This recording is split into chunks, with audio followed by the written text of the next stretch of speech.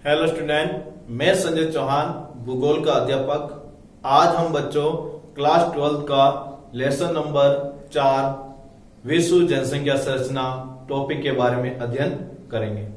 बच्चों, विश्व जनसंख्या संरचना टॉपिक के अंदर हमने जनसंख्या संरचना के घटक जिसमें आयु संरचना, उसके बाद हमने जनसंख्या संगठन, उसके बाद लिंग अनुपात, उसके बाद साक्षरता, इन टॉपिक का हमने विश्लेषण के साथ अध्ययन किया है। बच्चों, आज का जो टॉपिक है वो है व्यवसाय संरचना। विश्व के अंदर व्यवसाय संरचना के बारे में हम जानकारी प्राप्त करेंगे। उससे पहले जो हमारा जो वीडियो था उसके अंदर हमने बच्चों साक्षरता के बारे में पढ़ा। साक्षरता क्या है? तो हमने देखा 7 वर्ष से अधिक आयु वाले बच्चे जब अपनी मातृभाषा में पढ़ लिख सकते हैं और उनको अंकगणितीय ज्ञान हो, उसे बच्चों हमने क्या कहा? साक्षरता कहा। क्या कहा था? साक्षरता। और हमने पढ़ा था साक्षरता किसी देश में अधिक हो जाए तो किस विकास का सूचक है? तो हमने पढ़ा आर्थिक विकास का क्या है? सूचक है। इसके अलावा हमने पढ़ा बच्चों साक्षरता को प्रभावित करने वाले कारक। कौन से पढ़े थे? साक्षरता को प्रभावित करने वाले कारक, जैसे आर्थिक स्थिति। दूसरा हमने पढ़ा था रूढ़िवादी परंपराएं। तीसरा हमने पढ़ा था सरकारी नीतियां। चौथा हमने पढ़ा था महिलाओं की सामाजिक स्थिति और उनके विभिन्न प्रवृत्तियां, उनके बारे में पढ़ा था। आज हम बच्चों व्यवसाय संरचना के अंतर्गत संयुक्त राष्ट्र संघ के द्वारा निर्धारित की गई प्रमुख जो व्यवसाय हैं उनका भी विश्लेषण के साथ अध्ययन करेंगे और इसके अलावा जो अन्य महत्वपूर्ण बिंदु हैं उनका भी हम विश्लेषण के साथ क्या करेंगे? अध्ययन करेंगे। तो बच्चों, हम लेते हैं व्यवसाय संरचना। विश्व की व्यवसाय संरचना। पहला बिंदु है व्यवसाय संरचना के अंतर्गत कुल जनसंख्या में कार्यरत जनसंख्या के विभिन्न व्यवसाय अथवा कार्यों में संलग्नता का अध्ययन किया जाता है। देखो, व्यवसाय संरचना के अनुसार विश्व के अंदर जो कुल जनसंख्या और उन जनसंख्या में कौन सी जनसंख्या? कार्यरत जो कार्य कर रही है। कार्य जनसंख्या कितनी अवस्था होती है? 15 से 64 के बीच में होती है कार्यरत या कार्यशील जनसंख्या के विभिन्न जो व्यवसायों में, चाहे वो प्राथमिक व्यवसाय में काम करें, चाहे वो द्वितीयक व्यवसाय में काम करें, चाहे तृतीयक व्यवसाय में काम करें, चाहे चतुर्थ या पंचम व्यवसाय में, उन सब व्यवसाय में कार्य करने वाले लोगों का अध्ययन हम व्यवसाय संरचना के अध्ययन करते हैं। तो वापस लेना, व्यवसाय संरचना के अंतर्गत विश्व की कुल जनसंख्या में जो कार्यरत जनसंख्या है, जो विभिन्न प्रकार के व्यवसायों में कार्य कर रही है, उनका हम अध्ययन व्यवसाय संरचना के अंतर्गत करते हैं। ठीक है बच्चों। अगला बिंदु, परिश्रम युक्त व्यवसायिक कार्यों में जुड़ी अथवा इन्हीं कार्यों से जीविकोपार्जन करने वाली जनसंख्या को आर्थिक रूप से सक्रिय जनसंख्या कहा जाता है। आपसे पूछा जाए सक्रिय जनसंख्या क्या है या सक्रिय जनसंख्या किसे कहते हैं, तो याद रखना परिश्रम युक्त व्यवसायिक कार्यों, मतलब अपनी मेहनत के द्वारा जो व्यवसाय संबंधित कार्य करती है वो जनसंख्या, जिन्हें विभिन्न कार्यों के द्वारा अपने जीवन को चलाती है, उन जनसंख्या जो आर्थिक रूप से क्या कहलाती है? सक्रिय जनसंख्या कहलाती है। वापस लेना, परिश्रम युक्त व्यवसाय से जो परिश्रम करने वाली जो जनसंख्या तथा विभिन्न प्रकार के व्यवसायों में कार्य करती है और उन व्यवसायों के द्वारा अपना जीवन यापन करती है, उस प्रकार की जो आर्थिक रूप से पाई जाने वाली जनसंख्या होती है, उसी को बच्चों हम क्या कहते हैं? सक्रिय जनसंख्या। और सक्रिय जनसंख्या कौन से आयु अवस्था में होती है? 15 से 64 की आयु अवस्था के अंदर ही सक्रिय जनसंख्या पाई जाती है। तो ये सवाल बहुत अच्छा है, पुट हुआ है, इसको भी याद रखना बच्चों, सक्रिय जनसंख्या किसे कहते हैं। ठीक है। फिर अगला बिंदु लेते हैं, किसी निश्चित आर्थिक कार्यों में अंतर्गत जुड़ी हुई इसी सक्रिय जनसंख्या के अनुपातिक वेतन को जनसंख्या की व्यवसाय संरचना कहा जाता है। अब आपसे पूछ ले व्यवसाय संरचना क्या है? सवाल आ जाए व्यवसाय संरचना क्या है, तो इसका सीधा सा है आर्थिक कार्य में अंतर्गत। आर्थिक कार्य आर्थिक क्रिया है जिसमें प्राथमिक भी आती है, द्वितीयक आती है, तृतीयक आती है, चतुर्थ आती है और पंचम आती है। तो आर्थिक कार्यों के अंतर्गत जुड़ी हुई सभी जो सक्रिय जनसंख्या है उनके अनुपातिक वेतन को अध्ययन करना ही क्या कहलाता है?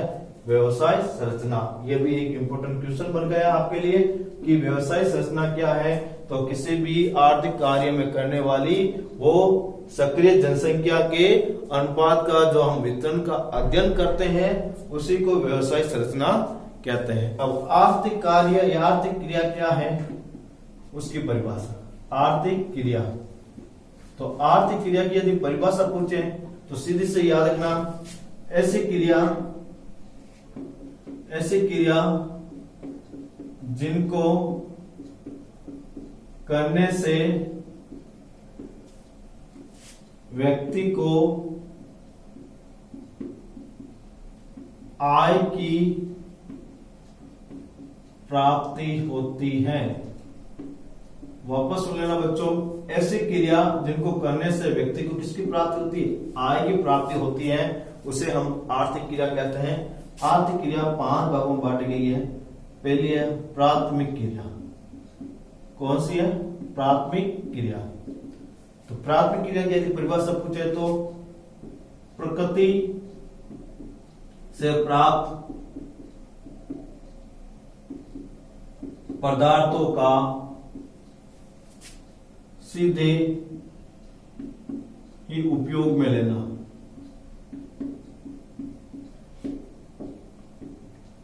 प्रकृति से प्राप्त पदार्थ को सीधे ही उपयोग में लेना क्या कहलाता है बच्चों? प्राथमिक क्रिया। क्या कहलाता है? प्राथमिक क्रिया। दूसरी, इसमें यदि उदाहरण पूछते हैं तो कृषि, पशुपालन, खनन, मत्स्य पालन, ये सब किसके उदाहरण हैं? प्राथमिक क्रिया के। फिर है द्वितीयक क्रिया। कौन सी क्रिया है बच्चों? द्वितीयक क्रिया। प्रकृति से प्राप्त पदार्थों का सीधे ही उपयोग न करके बल्कि उनका रूप परिवर्तन करके उपयोग में लाना क्या कहलाता है बच्चों? द्वितीय क्रिया। क्या कहलाता है? द्वितीय क्रिया। वापस सुनना, प्रकृति से प्राप्त पदार्थों का सीधे ही उपयोग में ना लाकर बल्कि रूप परिवर्तन करके उपयोग में लाना क्या कहलाता है बच्चों? द्वितीय क्रिया। एग्जाम्पल, विनिर्माण व निर्माण उद्योग। ये हो गए हमारे किसका? द्वितीयक व्यवसाय की परिभाषा प्लस उदाहरण। अब हम ले रहे हैं तृतीयक व्यवसाय या क्रिया। ठीक है बच्चों, देखो तृतीय क्रिया या व्यवसाय की यदि परिभाषा देखें तो सीधा लिखना है आपको, सेवाओं से संबंधित की जाने वाली क्रिया को क्या कहा जाता है? तृतीयक व्यवसाय। वापस सुन लेना, सेवाओं से संबंधित की जाने वाली क्रिया को क्या कहता है? तृतीयक व्यवसाय। जैसे परिवहन, संचार, व्यापार और पर्यटन, ये सब कौन से उदाहरण है? तृतीयक व्यवसाय के। फिर हम कहते हैं चतुर्थ व्यवसाय या क्रिया। चतुर्थ व्यवसाय या क्रिया की परिभाषा पूछिए तो बच्चों सीधा लिखना है, शोध,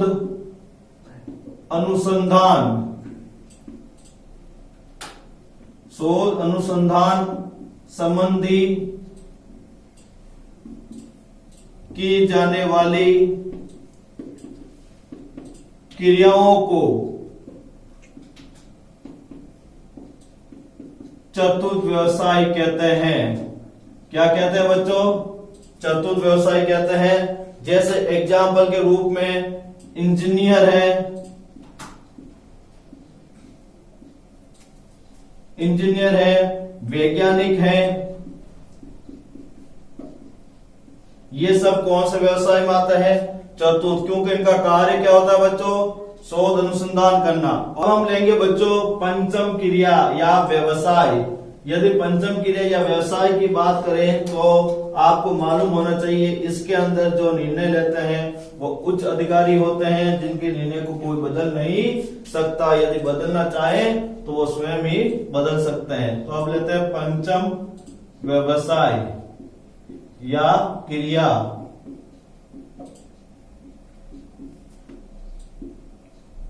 ऐसा व्यवसाय जिसमें उच्च अधिकारी द्वारा लिए गए निर्णय को स्वयं या उसका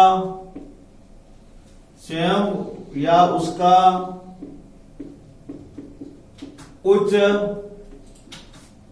अधिकारी ही बदल सकता है, उसे हम पंचम व्यवसाय कहते हैं। तो आपको पता चल गया बच्चों आर्थिक क्रिया किसे कहते हैं और आर्थिक क्रिया कितने प्रकार की होती है। अब हम लेते हैं संयुक्त राष्ट्र संघ के अनुसार कई प्रकार के व्यवसाय वर्ग होते हैं। संयुक्त राष्ट्र संघ ने कई प्रकार के व्यवसाय वर्गों का उल्लेख किया है, जिनमें हम पहले ले रहे हैं कृषि। क्या है? कृषि। इसकी परिभाषा हमने बताई भी है काफी बार, मैं फिर से रिपीट कर देता हूं। कृषि लैटिन भाषा का शब्द एग्रीकल्चर से बना है। एग्री का अर्थ है बच्चों मिट्टी और कल्चर का अर्थ है बच्चों जुताई करना, अर्थात मिट्टी की जुताई करने के साथ साथ पशुपालन, मत्स्य पालन, कुक्कुट पालन जो क्रियाएं की जाती हैं उसी को हम क्या कहते हैं बच्चों? कृषि कहते हैं। और आपको मालूम होना चाहिए आधुनिक कृषि विज्ञान के जनक नॉर्मन बोरलॉन्ग हैं, जो अमेरिका के निवासी हैं। फिर वानिकी। वानिकी का मतलब होता है बाग बगीचे को स्थापित करना। आखेट। आखेट का मतलब होता है जीवों का शिकार करना। आखेट का मतलब होता है जीवों का शिकार करना। क्या कहलाता है बच्चों? आखेट कहलाता है। चाहे कोई प्रकार के जो जीव है उनको मारने या शिकार करने की प्रक्रिया होती है वो आखेट कहलाते हैं। मत्स्य पालन।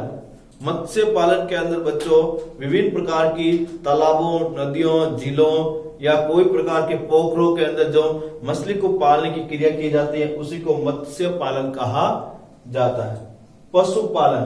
पशु को पालने से संबंधित क्रिया को पशुपालन कहते हैं, या पशु को पालने से संबंधित अर्थव्यवस्था को क्या कहते हैं?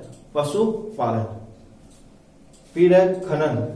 खनन की परिभाषा पूछे तो बहुत ही सिंपल है। खनन जमीन को खोदकर खनिजों को बाहर निकालने की प्रक्रिया। जमीन को खोदकर खनिजों को बाहर निकालने की प्रक्रिया क्या कहलाती है बच्चों? खनन कहलाती है। और यदि खनिज की बात पूछें, खनिज किसे कहते हैं, तो यदि बात आ जाए तो नॉर्मल परिभाषा है जमीन को खोदकर खनिजों को बाहर निकालने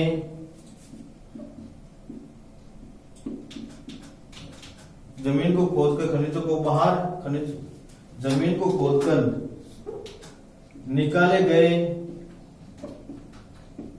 पदार्थों को खनिज कहते हैं। जमीन को खोदकर निकाले गए पदार्थों को क्या कहते हैं? खनिज कहते हैं। फिर अपन उत्खनन, विनिर्माण।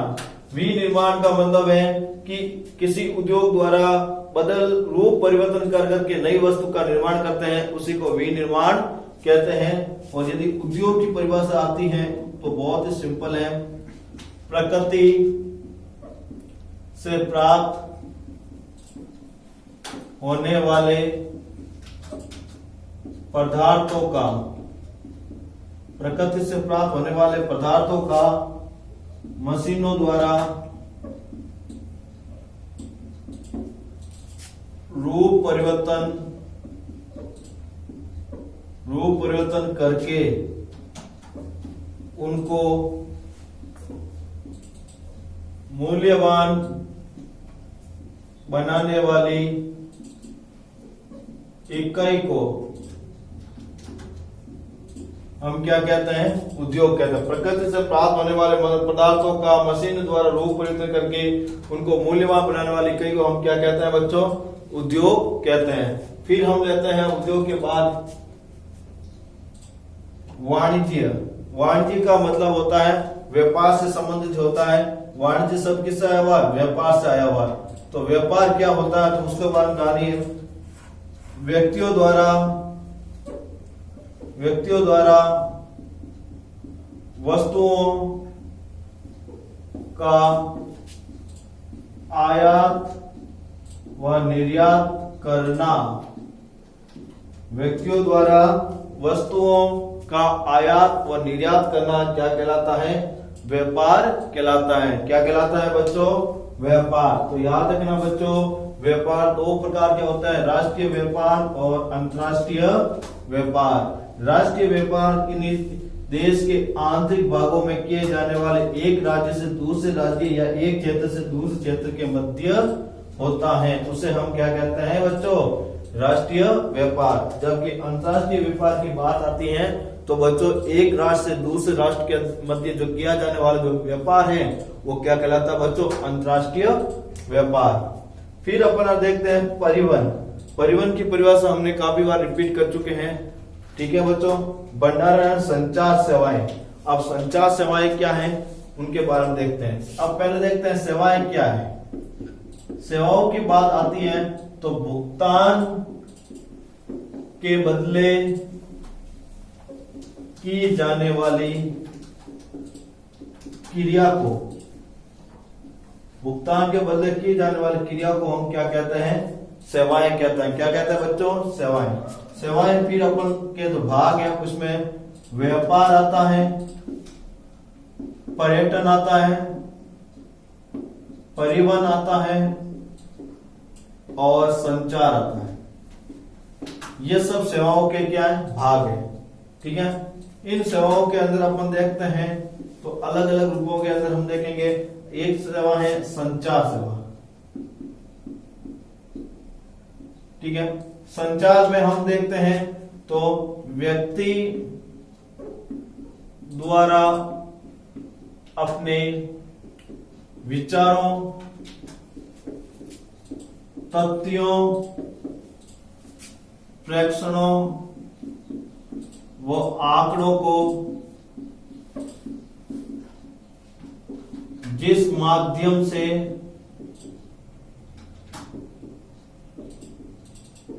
भेजता है उसी को हम क्या कहते हैं? संचार। वापस सुनना, व्यक्ति द्वारा अपने विचारों, तथ्यों, प्रेक्षणों व आंकड़ों को जिस माध्यम से भेजता है उसे हम क्या कहते हैं? संचार कहते हैं। क्या कहते हैं बच्चों? संचार। और अनेक अवर्गीकृत सेवाएं सम्मिलित है। तो संयुक्त राष्ट्र संघ के द्वारा कई प्रकार के व्यवसायिक वर्ग बताए, जिनमें हमने कौन कौन से पढ़े? कृषि, वानिकी, आखेट, मत्स्य पालन, पशुपालन, खनन, उत्खनन, विनिर्माण उद्योग, विनिर्माण कार्य, बिजली, गैस, जल एवं स्वास्थ्य सेवाएं, वाणिज्य, परिवहन, भंडारण एवं संचार सेवाएं जैसे अनेक अवर्गीकृत सेवाओं के बारे में अध्ययन किया है। फिर अगले बिंदु की बात है, ये अवर्गीकृत अंतरराष्ट्रीय तुलना के लिए होती है। और ये अवर्गीकृत जो सेवाएं हैं वो किसके लिए संयुक्त राष्ट्र ने बनाई? अंतरराष्ट्रीय तुलना, मतलब विश्व के बीच में जो सेवाएं उनकी तुलना करने के लिए की गई है। लेकिन ये प्रत्येक देश में अपनी जनसंख्या को अपनी आवश्यकता के अनुसार अलग अलग व्यवसाय वर्गों में करती। लेकिन विश्व के अंदर जो प्रत्येक जो देश है वो अपनी जनसंख्या के आधार पर इन अलग अलग व्यवसाय को अलग अलग भागों में बांटती। इसका मतलब ये हुआ कि संयुक्त राष्ट्र संघ के द्वारा जो बनाई गई जो रिपोर्ट के अनुसार व्यवसाय है वो सभी देशों में एक समान नहीं है। सभी देशों के अंदर इसका प्रारूप क्या किया गया है, अलग अलग बांटा गया है। किसके आधार पर, जनसंख्या के आधार पर। यदि जनसंख्या डिफरेंस तो व्यवसायों की जो क्रियाविधि है उनका जो वर्गीकरण है उनको भी अलग अलग कर दिया गया। अब अगला बिंदु देखते हैं, कार्यशील जनसंख्या 15 से 64 आयु वर्ग में पुरुष और स्त्रियां। याद रखना बच्चों, सवाल या फुटअप भी हो सकता है। कार्यशील जनसंख्या की आयु वर्ग होता है 15 से 59 वर्ग और आपके विश्व के अनुसार कहीं लिखा हुआ था 15 से 64 वर्ष में लिखा हुआ है। ठीक है बच्चों। कृषि, वानिकी, मत्स्य निर्माण, व्यवसायिक, परिवहन सेवाएं, संचार तथा अन्य अवर्गीय सेवाओं में संलग्न है। और कार्यशील जो जनसंख्या है वो विश्व के विभिन्न प्रकार के व्यवसायों में कार्य करती है, जैसे कृषि में, वानिकी में, मत्स्य में, विनिर्माण में, व्यवसायिक, परिवहन, संचार सेवाओं में तथा अन्य विभिन्न प्रकार की अवर्गीय सेवाएं, उन सब के अंदर ये कार्यशील जनसंख्या पाई जाती है। क्या पाई जाती है बच्चों, कार्यशील जनसंख्या। अब हम देखते हैं नेक्स्ट बिंदु को। जिन देशों में अल्प विकसित अर्थव्यवस्था पाई जाती है यहाँ प्राथमिक व्यवसाय में जनसंख्या का अनुपात अधिक होता है।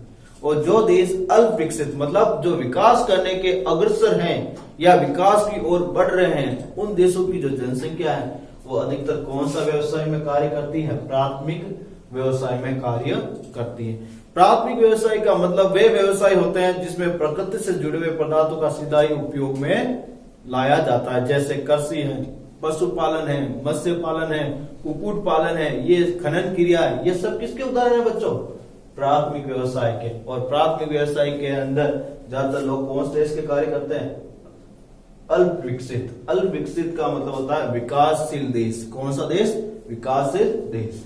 अगला बिंदु, विश्व के विकासशील देशों या विकसित होती हुई अर्थव्यवस्था में द्वितीयक और तृतीयक कार्यों में कार्यशील जनसंख्या का अनुपात सक्रिय है। और जो विश्व के विकासशील देशों के अंदर जो अपन देखते हैं जो विकसित हो चुकी है उनके अंदर देखते हैं तो ये सारे लोगों के कार्य प्रवृत्ति क्या होती है, द्वितीयक और तृतीयक में ज्यादा होती है। आगे देखते हैं अगला बिंदु, अति विकासशील या औद्योगिक देशों में तृतीय व्यवसाय में 40 से 45% तक कार्यशील जनसंख्या सक्रिय रहती है। और अति विकसित या औद्योगिक राष्ट्र है जैसे पश्चिमी यूरोपीय राष्ट्र है, संयुक्त राज्य अमेरिका के या उत्तरी अमेरिका के जो राष्ट्र है वो कैसे आते हैं, अति विकसित और औद्योगिक प्रवृत्ति के आते हैं। और इन प्रदेशों के अंदर देखते हैं तो बच्चों ज्यादातर लोग कौन सा व्यवसाय करते हैं, तृतीय व्यवसाय। कौन सा व्यवसाय करते हैं, तृतीय। और इनमें कितने प्रतिशत लोग कार्यशील जनसंख्या है, 40 से 45% जो कार्यशील जनसंख्या है वो कौन सा व्यवसाय करती है, तृतीयक व्यवसाय करती है। और तृतीयक व्यवसाय की परिभाषा क्या है बच्चों, सेवाओं से संबंधित की जाने वाली क्रियाएं क्या कहलाती हैं बच्चों, तृतीयक व्यवसाय। अगले बिंदु देखते हैं, संयुक्त राज्य अमेरिका तथा पश्चिमी यूरोपीय देशों में इस व्यवसाय में 60 से 70% लोग जनसंख्या जुड़ी।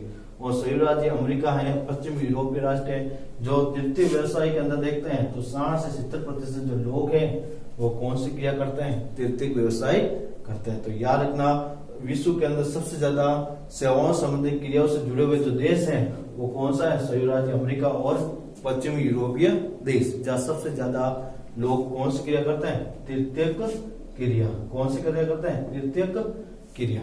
तो आपने बच्चों इस वीडियो के अंदर आपने जनसंख्या के व्यवसाय संरचना उनके बारे में अध्ययन किया, जिसमें हमने देखा कि primary, secondary, third, fourth and fifth activity है उनके अंदर किस प्रकार लोग कार्य करते हैं। और संयुक्त राष्ट्र संघ के द्वारा जो रिपोर्ट है उनके अनुसार कौन कौन से व्यवसाय निर्धारित किए गए हैं। और फिर भी विश्व के अलग अलग देशों में जनसंख्या के आधार पर इनका वर्गीकरण क्या किया गया है, अलग अलग किया है।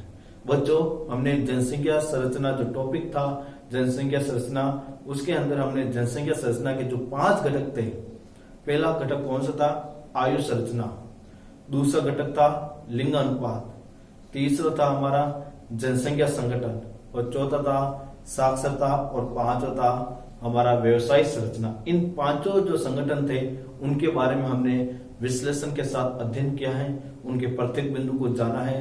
साथ में हम इन टॉपिकों के अंदर कौन से 1 नंबर का क्वेश्चन अति महत्वपूर्ण रूप से पुटअप हो सकता है उनका भी हमने जानकारी प्राप्त की है। और इसके अलावा बच्चों इसमें 2 नंबर 3 नंबर के क्वेश्चन भी पुटअप हो सकते हैं। जैसे मैं बता रहा हूं, आयु संरचना की विशेषता बताइए, तो हमने पढ़ी है। या फिर विश्व के अंदर पाई जाने वाली आयु संरचना के वर्गों को स्पष्ट कीजिए, जिसमें हमने पढ़ा था 0 से 14, 15 से 59 और 59 से अबव। फिर यदि पूछ ले जनसंख्या घनत्व के वितरण के प्रतिरूप को स्पष्ट कीजिए, तो उसके बारे में हमने पढ़ा। ठीक है। और यदि आपसे पूछ ले कि साक्षरता क्या है, उसकी विशेषता बताइए, या साक्षरता को प्रभावित करने वाले कारक बताइए, उसके बारे में हमने अध्ययन किया है। फिर पूछ ले कि व्यवसाय संरचना की को स्पष्ट कीजिए, तो अभी हमने पढ़ाया है इस वीडियो के अंदर व्यवसाय संरचना क्या है। फिर पूछ लिया जाए कि लिंगानुपात क्या है, लिंगानुपात का सूत्र बताइए, या विश्व को लिंगानुपात के आधार पर कितने भागों में बांटा गया है। इस तरह हमने 1 नंबर का क्वेश्चन, 2 नंबर का क्वेश्चन और 3 नंबर से आने संबंधित जितने भी क्वेश्चन थे उनको हमने विश्लेषण के साथ में अध्ययन किया है। Thank you.